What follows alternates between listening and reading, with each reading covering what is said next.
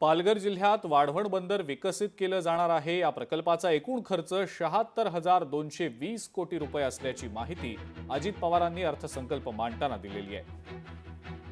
या अर्थसंकल्पात महाराष्ट्राच्या औद्योगिक आणि सागरी विकासाच्या अनुषंगाने अनेक मोठ्या घोषणा करण्यात आलेल्या आहेत। राज्यातल्या सागरी वाहतूक क्षेत्रासाठी महत्त्वाच्या वाढवण बंदर विकास प्रकल्पाची माहिती त्यांनी यावेळेला दिली।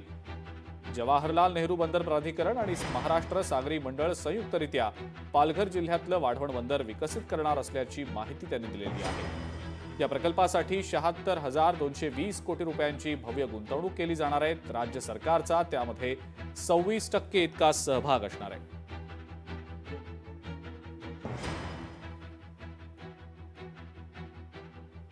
जवाहरलाल नेहरू बंदर प्राधिकरण आणि महाराष्ट्र सागरी मंडळ हे संयुक्तरित्या पालघर जिल्ह्यात वाढवण बंदर विकसित करीत आहे।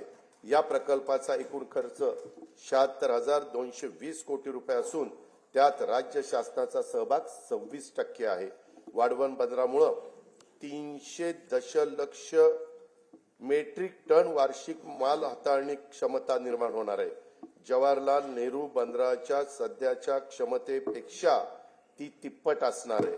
सन 2030 पर्यंत नव्या बंदरातून माल वाहतूक सुरू होणं अपेक्षित आहे।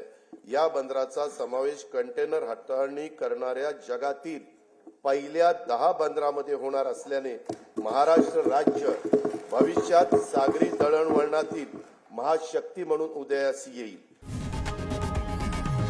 लोकशाही मराठी ऐका, पहा, जागरूक रहा।